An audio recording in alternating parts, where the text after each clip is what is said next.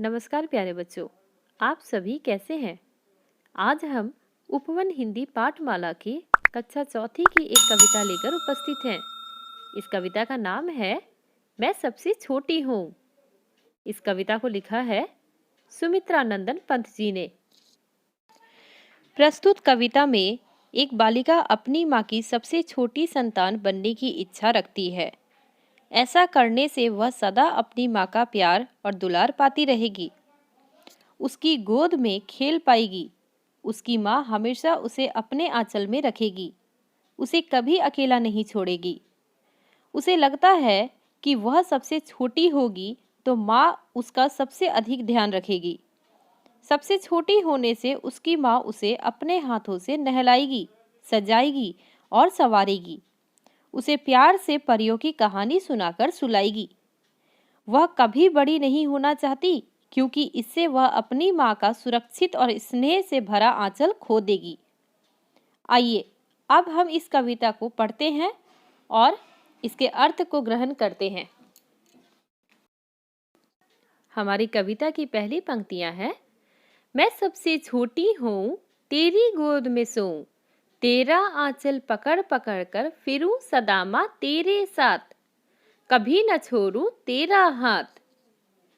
इन पंक्तियों का अर्थ है बच्चों, मैं सबसे छोटी हूँ। कविता के प्रथम पद में बच्ची कह रही है कि काश मैं अपनी माँ की सबसे छोटी संतान बनूं, ताकि मैं उनकी गोद में प्यार से सो सकूं, प्यार से उनका आंचल पकड़कर हमेशा उनके साथ घूमती रहूं और उनका हाथ कभी ना छोड़ूं। मतलब बच्चों, इन पंक्तियों में बच्ची ने अपनी माँ के साथ रहने की इच्छा प्रकट की है।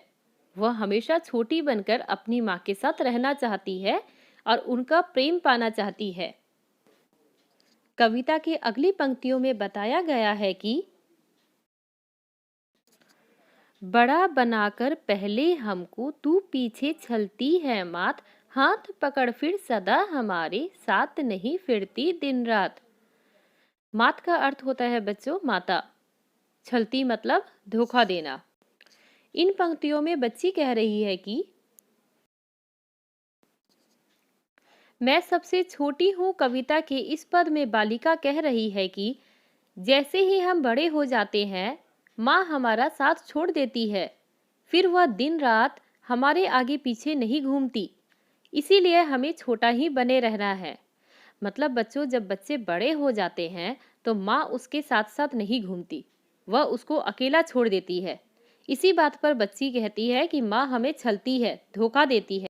पहले वह हमें आगे आगे चलने को कहती है और फिर पीछे से हट जाती है, और यह बच्ची को ऐसा लगता है कि माँ उसे धोखा दे रही है।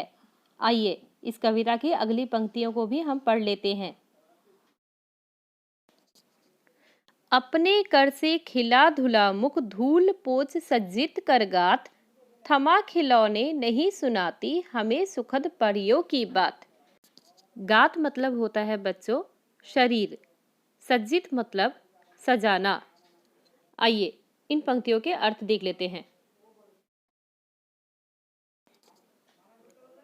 मैं सबसे छोटी हूँ कविता में बच्ची आगे कहती है कि बड़े होने के बाद माँ हमें अपने हाथों से नहलाती नहीं, ना ही सजाती है और संवारती है। फिर तो माँ हमें प्यार से एक जगह बिठाकर खिलौनों से नहीं खिलाती और परियों की कहानी भी नहीं सुनाती। एक छोटे बच्ची का अपनी माँ से प्रेम प्रकट हुआ है यहाँ पर।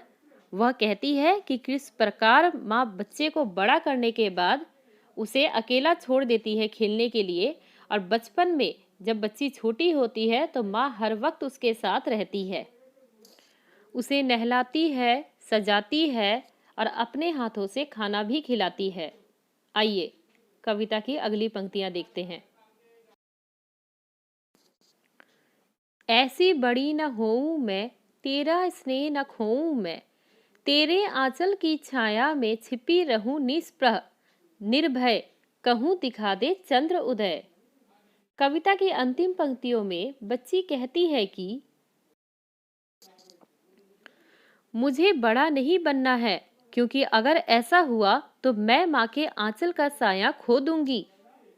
जिसमें मैं निर्भय और सुरक्षित होकर आराम से सो जाती हूँ। अतः बच्ची हमेशा छोटी ही रहना चाहती है, क्योंकि बड़ा होने के बाद उसे माँ का प्यार और दुलार नहीं मिल पाएगा। बच्चों, मैं उम्मीद करती हूँ आपको यह कविता अच्छे से समझ में आ गई होगी।